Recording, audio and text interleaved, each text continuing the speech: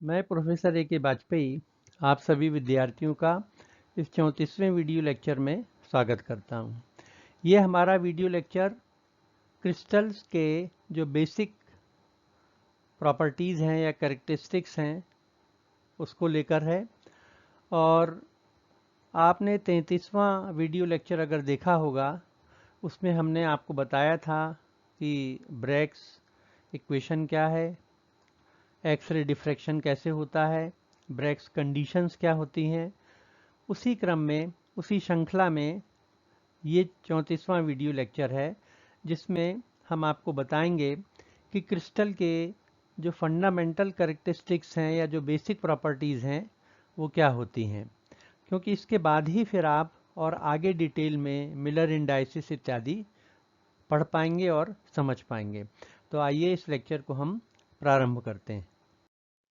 इसमें मुख्य रूप से जो बिंदु लिए हैं उसमें क्रिस्टलाइन और एमॉर्फस ठोस पदार्थ क्या होते हैं, क्रिस्टल और एमॉर्फस के बीच का अंतर क्या है, एनआइसोट्रोपी क्या है, आइसोट्रोपी क्या होती है, क्रिस्टल कैसे बनता है, उसकी संरचना क्या होती है, उसके एक्सटर्नल फीचर्स क्या हैं जो बाहर से हम देख सकते हैं, फिर क्रिस्टल या स्पेस लैटिस क्या होता है, लैटिस पॉइंट्स क्या होते हैं, यूनिट सेल क्या होती है किसी भी क्रिस्टलाइन स्ट्रक्चर में, और क्रिस्टेलोग्राफिक एक्सिस क्या है या इंटरफेशियल एंगल क्या होते हैं।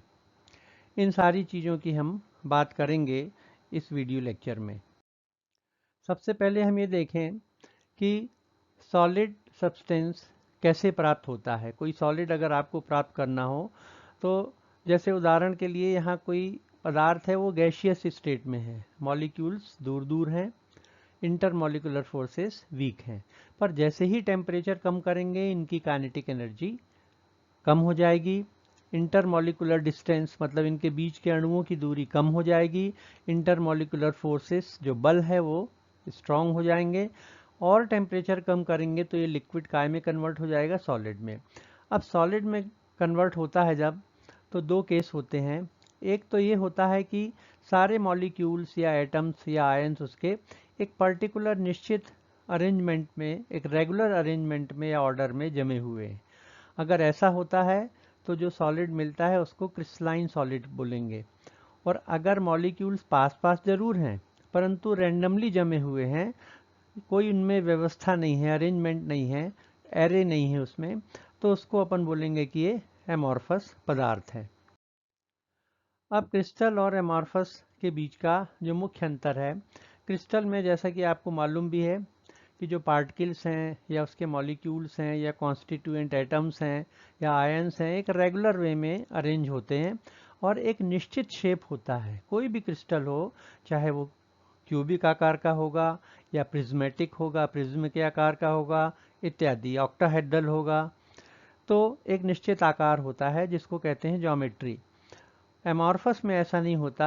एमॉर्फस में क्या होता है, उसके जो पार्टिकल्स हैं वो रैंडमली जमे होते हैं इधर उधर, तो कोई उसका निश्चित शेप नहीं होता है। फिर क्रिस्टल्स का जो मेल्टिंग पॉइंट है वो शार्प होता है। शार्प होता है मतलब डेफिनेट होता है। एमॉर्फस में क्या होता है, जब अपन मेल्ट करते हैं तो एक टेम्परेचर रेंज में वो पदार्थ है वो मेल्ट होता रहता है। फिर क्रिस्टल्स एनआइसोट्रोपिक होते हैं। एनआइसोट्रोपिक का मतलब होता है कि कुछ प्रॉपर्टीज ऐसी होती हैं जो डायरेक्शन पे डिपेंड करती हैं। इसके विपरीत जो एमॉर्फस पदार्थ होते हैं वो आइसोट्रोपिक होते हैं, मतलब जो प्रॉपर्टीज हैं वो डायरेक्शन पे डिपेंड नहीं करती, इंडिपेंडेंट होती हैं। अगर अपन एग्जांपल्स देखेंगे तो क्रिस्टल्स के एग्जांपल हैं सोडियम क्लोराइड है, डायमंड है, क्वार्ट्ज है, शुगर, माइका, एलम, बहुत सारे इस तरह के क्रिस्टली पदार्थ होते हैं। और एमॉर्फस को अगर आप देखेंगे तो कांच है, ग्लास, प्लास्टिक है, रबर है, वैक्स है, जेल्स हैं, कुछ पॉलीमर्स भी हैं इत्यादि। अब यहाँ पर एक खास प्रॉपर्टी या खास जो कहना चाहिए टर्मिनोलॉजी आई थी, एनआइसोट्रोपी और आइसोट्रोपी। तो हम ये देखेंगे कि एनआइसोट्रोपी चूंकि क्रिस्टलीय पदार्थों का गुण होता है, तो ये क्या है। एक बड़ा अच्छा उदाहरण है ये सिल्वर आयोडाइड क्रिस्टल का। सिल्वर आयोडाइड का जो क्रिस्टल होता है, नॉर्मली क्या होता है, जब अपन किसी भी पदार्थ को गर्म करते हैं, हीट ट्रीटमेंट देते हैं, तो उसमें जो एक्सपेंशन होता है वो पॉजिटिव होता है, मतलब उसका डायमेंशन बढ़ता है। परंतु सिल्वर आयोडाइड में क्या होता है, सिल्वर आयोडाइड में गर्म करने पर, थर्मल ट्रीटमेंट देने पर थर्मल एक्सपेंशन पॉजिटिव भी हो सकता है, मतलब जो डायमेंशन है सिल्वर आयोडाइड क्रिस्टल का वो बढ़ भी सकता है, और निगेटिव भी हो सकता है, थर्मल एक्सपेंशन निगेटिव भी हो सकता है, मतलब ये संकुचित भी हो सकता है, कॉन्ट्रैक्शन भी हो सकता है। तो ये डिपेंड करता है कि जो थर्मल ट्रीटमेंट की दिशा है या डायरेक्शन है वो क्या है। तो ये देखा गया है कि अगर सिल्वर आयोडाइड के क्रिस्टल को गर्म किया जाए, उसको हीट एनर्जी दी जाए, और हीट की जो डायरेक्शन है वो उसके क्रिस्टलोग्राफिक एक्सिस के पैरेलल है, तो क्या होता है, अगर क्रिस्टलोग्राफिक एक्सिस के पैरेलल होती है तो सिल्वर आयोडाइड के क्रिस्टल का एक्सपेंशन नहीं होता है, तो ये कहलाता है निगेटिव थर्मल एक्सपेंशन, मतलब एक्सपेंशन नहीं होता बल्कि वो सिकुड़ जाता है। और इसके विपरीत अगर सिल्वर आयोडाइड क्रिस्टल को अपन हीट दें, हीट एनर्जी दें, और हीट देने की जो दिशा है सिल्वर आयोडाइड के क्रिस्टलोग्राफिक एक्सिस के परपेंडिकुलर हो, तो उसमें पॉजिटिव थर्मल एक्सपेंशन होता है और इसके साइज बढ़ जाती है। तो यहाँ पे देखिए आप, सिल्वर आयोडाइड में पॉजिटिव एक्सपेंशन हो रहा है अगर हीट थर्मल ट्रीटमेंट की डायरेक्शन अलग है, और यहाँ निगेटिव थर्मल एक्सपेंशन हो रहा है अगर थर्मल ट्रीटमेंट की जो दिशा है वो बदल दी जाए। तो इस प्रकार जो क्रिस्टलीय पदार्थों का ये गुण है एनाइसोट्रोपी। इसके विपरीत जो एमॉर्फस मटेरियल्स होते हैं या पदार्थ होते हैं वो आइसोट्रोपिक होते हैं और दिशा पर निर्भर नहीं करते। अब हम देखेंगे कि क्रिस्टल क्या है। तो क्रिस्टल वास्तव में छोटी छोटी यूनिट से मिलकर बना होता है, और इसमें एटम हो या आयन हो या मॉलिक्यूल्स हो, ये एक निश्चित तरीके से कहना चाहिए वो अरेंज होते हैं। तो यहाँ पे जैसे आप देखिए, और इनके रेगुलर अरेंजमेंट के कारण ही, एक निश्चित व्यवस्था के कारण ही इनका एक निश्चित आकार भी होता है। जैसे यहाँ सोडियम क्लोराइड में देखिए आप, ये क्लोराइड आयन है, ये सोडियम, फिर यहाँ पे क्लोराइड आ गया, यहाँ पे नीचे सोडियम है, क्लोराइड है, सोडियम है, फिर आगे जाएंगे तो फिर क्लोराइड आएगा। इस तरह से सोडियम और जो क्लोराइड आयन है एक पर्टिकुलर निश्चित अरेंजमेंट में, एक व्यवस्था के अंतर्गत जमे हुए हैं, और यही क्रिस्टल की प्रॉपर्टी है, और यही कारण है कि इसका जो शेप होता है वो एक निश्चित होता है। अब यहाँ पर ये भी आप देखेंगे कि जो क्रिस्टल का शेप है वो इस बात पे डिपेंड करता है कि उसके अंदर जो मॉलिक्यूल्स हैं या आयन्स हैं या एटम्स हैं वो किस प्रकार जमे हुए हैं। तो जो इंटरनल अरेंजमेंट होता है एटम्स का या मॉलिक्यूल्स का क्रिस्टल के अंदर, उसी के ऊपर क्रिस्टल के का शेप, ज्योमेट्रिकल शेप भी निर्भर करता है। अगर ये अरेंजमेंट चेंज हो जाएगा तो क्रिस्टल का शेप भी चेंज हो जाएगा। तो क्रिस्टल में जो एटम है या मॉलिक्यूल्स हैं या आयन है, एक निश्चित व्यवस्था में, एक रेगुलर वे में वो जमे होते हैं क्रिस्टल के अंदर, और यही कारण है कि उनका एक निश्चित शेप होता है, आकार होता है। और ये शेप एक्सपेरिमेंटल कंडीशंस पे डिपेंड करता है। अगर एक्सपेरिमेंटल कंडीशन चेंज हो जाती है, एक बड़ा अच्छा एग्जांपल है ये, अगर एक्सपेरिमेंटल कंडीशन चेंज हो जाती है तो क्या होता है, क्रिस्टल का शेप भी चेंज हो जाता है। जैसे सक्सेनिक एसिड, अगर सक्सेनिक एसिड के क्रिस्टलाइजेशन में अगर हम टेम्परेचर का जो साइक्लिंग है, टेम्परेचर को जैसे वेरी करते हैं या कोई एडिटिव डाल दें उसमें, तो ये देखा गया है कि सक्सेनिक एसिड के क्रिस्टल का आकार प्लेट से डायमंड में कन्वर्ट हो जाता है। तो ये एक बड़ा अच्छा एग्जाम्पल है कि कैसे क्रिस्टल का आकार एक्सपेरिमेंटल कंडीशन चेंज होने के साथ साथ चेंज हो जाता है। अब हम आते हैं क्रिस्टल के एक्सटर्नल फीचर्स। तो सबसे पहला होता है उसके फेस या तल। कोई भी क्रिस्टल होगा, किसी भी आकार का होगा, वो चारों तरफ से फ्लैट सरफेस से घिरा होता है, तलों से घिरा होता है, और इनको फेस या प्लेन कहा जाता है। ये एक से भी हो सकते हैं और अलग अलग आकार के भी हो सकते हैं। तो यहाँ पे जैसे देखिए आप, इस क्रिस्टल में ये ऊपर एक तल है, यहाँ पे एक तल ये है, एक फेस ये है, एक नीचे है, एक पीछे है, एक यहाँ पे है। इसी तरह से यहाँ पे देखिए आप, तो ये कैल्शियम फ्लोराइड का क्रिस्टल है, ये फ्लोरोस्पार का या कैल्शियम फ्लोराइड का, और ये एलम का है। यहाँ पे भी देखिए आप, इस एलम के का जो शेप है वो रेगुलर ऑक्टाहेड्रॉन है, और यहाँ अगर आप देखेंगे तो उसमें ये फेस हैं, ये पहले नंबर का फेस, ये दूसरे नंबर का फेस, पीछे की तरफ इसको ब्लू से दर्शाया है, तीसरा चौथा। ऊपर अगर आप देखें तो पांचवा छठवां पीछे है, सातवां सामने है, और आठवां ये, तो ये 8 फेसेस हैं। तो कोई भी क्रिस्टल हो, कोई भी आकार हो, वो तलों से घिरा होता है, जिनको फेसेस कहते हैं। और ये तल जब आपस में मिलते हैं तो वहाँ पे जिसको क्रिस्टल का कॉर्नर कहा जाता है या उसका वर्टिक्स कहते हैं, वर्टाइसिस कहा जाता है। तो ये एक वर्टिक्स है, उसका कोना है, एक कॉर्नर ये है, एक वर्टिक्स ये है, एक वर्टिक्स ये है। इस प्रकार से ये इसके वर्टिसिस हो गए। यहाँ पे देखिए, इसके वर्टाइसिस देखिए, एक ये है, एक ये है, एक ये है, एक यहाँ पे है, एक वहाँ पे है, इस तरह से वर्टाइसिस हो गए। तो ये एक्सटर्नल फीचर्स होते हैं और ये दिखते हैं, प्लेन, फेस और उसके शीर्ष या वर्टाइसिस। अब यहाँ पे देखिए आप, फ्लोरोस्पार में जो कैल्शियम फ्लोराइड है, यहाँ पे 6 फेज हैं और 8 वर्टाइसिस हैं। 6 फेज कौन कौन से हैं आपको बताया था हमने, एक ये हो गया और एक पीछे 2, ऊपर नीचे 3, और एक लेफ्ट और एक राइट 6। यहाँ पे भी देखिए आप, पूरे 8 फेसेस हैं और उसके जो वर्टाइसिस हैं वो 6 हैं, 1 2 3 4 5 और पीछे 6। तो इस प्रकार फेसेस की और वर्टाइसिस की संख्या फ्लोरोस्पार में 6 और 8 है, और यहाँ 8 और 6 है। फेसेस 8 हैं, वर्टाइसिस 6 हैं। तो हर शेप में जो भी क्यूबिक जो क्रिस्टल होगा, किसी भी ज्योमेट्री या आकार का होगा, उसमें फेसेस की संख्या और वर्टाइसिस की संख्या अलग अलग होती है। फिर एजेस और इंटरफेशियल एंगल।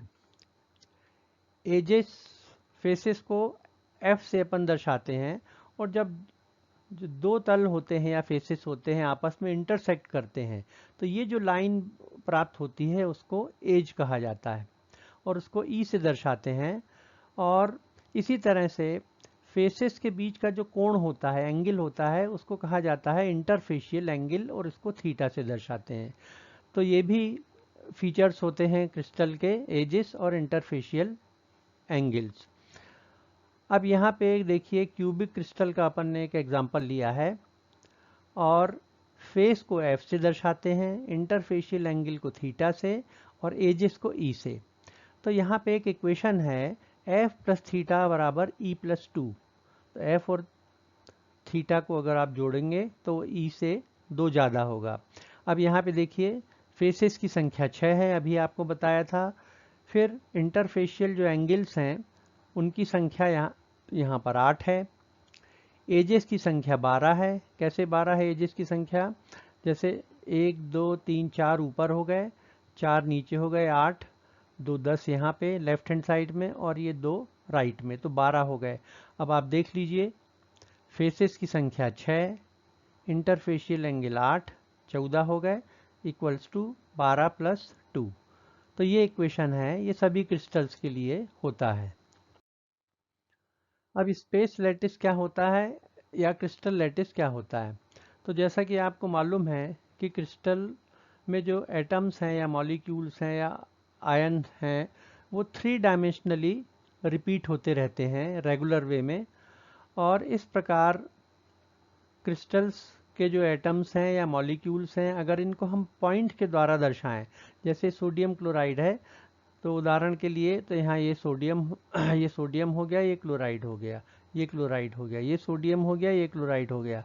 तो इनको हम बिंदुओं के द्वारा अगर दर्शाते हैं, तो इस पूरे अरेंजमेंट को कहा जाता है क्रिस्टल या स्पेस लैटिस, जालक, हिंदी में जालक कहते हैं इसको। तो ये हो गया क्रिस्टल लैटिस। और ये जो पॉइंट्स हैं, अगर यहाँ जैसे मान लीजिए क्लोराइड आयन है, ये सोडियम, इनको अगर हम बिंदुओं के द्वारा दर्शाएं, जैसे ये क्लोराइड है, ये सोडियम है, ये क्लोराइड है, तो एक पॉइंट ये है, एक पॉइंट ये है, एक पॉइंट ये है। फिर आप देखिए यहाँ पे सोडियम है, क्लोराइड है और फिर सोडियम है, तो एक पॉइंट ये है, एक पॉइंट ये है और एक ये। तो अगर इन आयनों को या मॉलिक्यूल्स को हम बिंदुओं के द्वारा दर्शाते हैं तो ये कहलाते हैं लैटिस पॉइंट। तो ये क्रिस्टल का पूरा लैटिस हो जाता है, जिसमें एटम, मॉलिक्यूल या आयन एक रेगुलर वे में अरेंज होते हैं और इनको बिंदुओं से दर्शाते हैं। तो इस पूरी संरचना को क्रिस्टल लैटिस कहते हैं। और ये जो पॉइंट्स होते हैं जिनके द्वारा हम क्रिस्टल लैटिस को दर्शा रहे हैं, इन बिंदुओं को कहा जाता है लैटिस पॉइंट्स। अब क्रिस्टल लैटिस और लैटिस पॉइंट्स में जनरली क्या होता है, कंफ्यूजन होता है स्टूडेंट्स को, तो इनमें बड़ा अंतर है। देखिए, क्रिस्टल जो लैटिस होता है वो एटम का या मॉलिक्यूल का या आयन है, उनका 3 डायमेंशनल अरेंजमेंट है। तीनों विमाओं में, तीनों डायमेंशन में, एक्स, वाई और जेड एक्सिस के अलोंग वो एक निश्चित अरेंजमेंट में वो अरेंज होते हैं, व्यवस्था से जमे होते हैं। लैटिस के जो पॉइंट्स होते हैं वो कॉन्स्टिट्यूएंट जो एटम है या मॉलिक्यूल है या आयन है, उनको वो रिप्रेजेंट करते हैं और वो 2 डायमेंशनल होते हैं। तो जैसा भी आपने देखा था कि जो केवल पॉइंट्स अगर हम बनाते हैं तो वो लैटिस पॉइंट्स कहलाते हैं, और अगर उसको 3 डायमेंशनल हम अरेंज करके बनाते हैं तो वो क्रिस्टल लैटिस को दर्शाता है। फिर जो क्रिस्टल लैटिस है वो एक रियल होता है, और इसके जो एटम है या मॉलिक्यूल है या आयन है जिससे बना है क्रिस्टल, वो बेसिस कहलाता है। इसके विपरीत जो लैटिस पॉइंट हैं वो कैसे होते हैं, वो हाइपोथेटिकल होते हैं। हाइपोथेटिकल इसलिए कि एक्चुअली वो पॉइंट्स नहीं है वहाँ पे हम एटम ले सकते हैं, मॉलिक्यूल ले सकते हैं या आयन ले सकते हैं जिससे क्रिस्टल बना हुआ है। फिर जो क्रिस्टल लैटिस होता है उसका एक डेफिनेट शेप होता है, वो शेप दिखता भी है कि क्यूबिक है कि प्रिज्मेटिक है, परंतु जो लैटिस पॉइंट्स होते हैं उनकी कोई विजिबल ज्योमेट्री या शेप नहीं होता। तो इस प्रकार से आप देखिए, जो बेसिस का मतलब होता है जो मॉलिक्यूल हैं, कॉन्स्टिट्यूएंट या एटम है या आयन है वो, और लैटिस जो अरेंजमेंट है उनका, इन दोनों को अगर मिलाएंगे तो क्रिस्टल बनता है। अब देखिए यूनिट सेल। तो किसी भी क्रिस्टल लैटिस में जो सबसे स्मॉलेस्ट यूनिट होती है उसको कहा जाता है यूनिट सेल। और यहाँ पे जैसे देखिए ये सबसे छोटी सी यूनिट है, और अगर इस यूनिट सेल को हम बढ़ाते जाएं तीनों दिशाओं में, एक्स एक्सिस में, वाई एक्सिस में, जेड एक्सिस में, तो ये पूरा की पूरा क्रिस्टल लैटिस या क्रिस्टल प्राप्त होता है। तो और ये जो यूनिट सेल हैं, तो यहाँ पे जो ब्लू कलर से दिखाया गया है वो यूनिट सेल है, और ये जो पॉइंट्स हैं गुलाबी रंग के सर्किल्स हैं, ये बिंदु हैं, पॉइंट्स हैं, ये लैटिस पॉइंट हैं। तो ये देखिए यूनिट सेल और लैटिस पॉइंट में अंतर।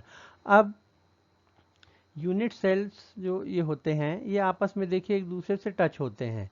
अगर ये एक यूनिट सेल है, अगर इसको और बढ़ाएंगे हम तो ये दूसरा यूनिट सेल आ जाएगा, फिर तीसरा आ जाएगा, और इस प्रकार से 3 डायमेंशनली अगर इसको बढ़ाते जाएंगे तो ये पूरा क्रिस्टल बन जाता है। तो या हम इसको इस रूप में भी कह सकते हैं कि ये जो यूनिट सेल है इसको अगर हम रिपीट करें सभी दिशाओं में, तीनों डायरेक्शंस में, तो पूरा क्रिस्टल हमको प्राप्त हो जाता है। नॉर्मली जो यूनिट सेल है वो हम कहीं भी सिलेक्ट कर सकते हैं, पर किया ये जाता है कि जो कॉर्नर का जो पोर्शन होता है, जो यूनिट सेल होता है, जो इकाई होती है, उसी को यूनिट सेल लिया जाता है। यूनिट सेल भी 2 तरह की होती है, प्रिमिटिव यूनिट सेल और नॉन प्रिमिटिव। अगर केवल एक ही लैटिस पॉइंट है यूनिट सेल में, क्योंकि इसको हमने कॉर्नर में लिया है, तो ये कहलाती है प्रिमिटिव यूनिट सेल। और यदि इस यूनिट सेल के अंदर और भी पॉइंट्स हैं, लैटिस पॉइंट हैं, चाहे वो बीच में हो, चाहे वो तल के यहाँ पे बीच में हो, तो वो कहलाता है नॉन प्रिमिटिव यूनिट सेल। कुछ और एग्जांपल हैं देखिए यूनिट सेल के, और ये प्रिमिटिव और नॉन प्रिमिटिव। प्रिमिटिव में आप देखिए, अच्छा यूनिट सेल आप आर्बिटरी कहीं पे भी ले सकते हैं जहां आपका मन हो। जैसे अगर हमने यहाँ पे ले लिया, ये यूनिट सेल हो गई, हमने ऐसे ले लिए, ये लैटिस पॉइंट्स को जोड़ा तो ये यूनिट सेल हो गई, या इस तरह से भी हम ले सकते हैं। तो ये कहलाते हैं प्रिमिटिव यूनिट सेल, क्योंकि इसके अंदर और कोई लेटिस पॉइंट नहीं है। पर यहाँ पे देखिए नॉन प्रिमिटिव सेल है, यहाँ पे एक पॉइंट यहाँ पे आ रहा है, लेटिस पॉइंट अंदर है, एक इसके अंदर है, एक इसके अंदर है, तो ये कहलाती हैं नॉन प्रिमिटिव यूनिट सेल्स। इसके अलावा क्रिस्टलोग्राफिक एक्सिस और एंगल क्या होते हैं? यूनिट सेल के 3 क्रिस्टलोग्राफिक एक्सिस होते हैं और 3 इंटरफेशियल एंगल होते हैं। जैसे ये एक यूनिट सेल है, तो हम क्या करते हैं, कॉर्नर के एक एक्सिस ये लेते हैं, एक एक्सिस ये लेते हैं और एक एक्सिस ये लेते हैं। ये मान लीजिए एक्स एक्सिस है, ये वाई एक्सिस है, ये जेड एक्सिस है, और आप तो इनको कहा जाता है crystallographic axis, X axis, Y axis और जेड एक्सिस। अब ये जो यूनिट सेल है एक्स एक्सिस में वो ए दूरी पे काटती है, तो ये स्मॉल ए हो गया। वाई एक्सिस को बी, स्मॉल बी दूरी पर काटती है, इंटरसेक्ट बनाती है, और जेड एक्सिस के अलॉन्ग में सी दूरी पर एक इंटरसेप्ट बनाती है। तो ये जो ए, बी और सी हैं, ये तीनों एक्स, वाई और जेड एक्सिस में ये डिस्टेंसेस हैं, और इनको वेक्टर्स कहा जाता है या लेंथ कहा जाता है यूनिट सेल की।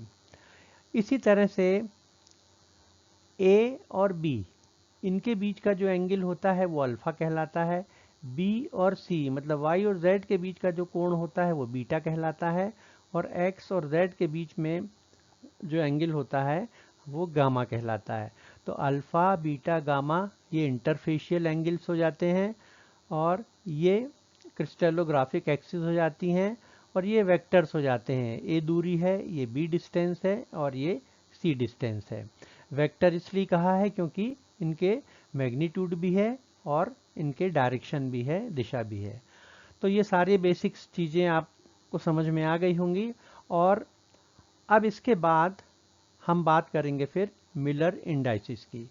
तो इतना जो इंट्रोडक्शन है वो सफिशिएंट है आपके लिए, क्योंकि जब तक ये सारी चीज़ें आपको नहीं मालूम होती तो आपको मिलर इंडाइसिस भी या और आगे जो भी हमको पढ़ना है आपके इस यूनिट में सिलेबस की, वो समझ में आपको अच्छे से नहीं आ पाता।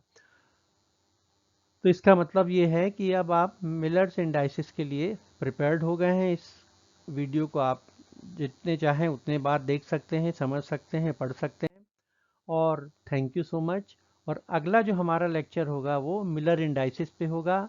उसमें हम बहुत सारे एग्जांपल्स लेंगे मिलर इंडाइसिस के। तो ये हिंदी के इस चैनल को, जो कि केमिस्ट्री को हिंदी में हम पढ़ा रहे हैं आप सबको, तो आप इसको सब्सक्राइब भी कीजिएगा। Thank you.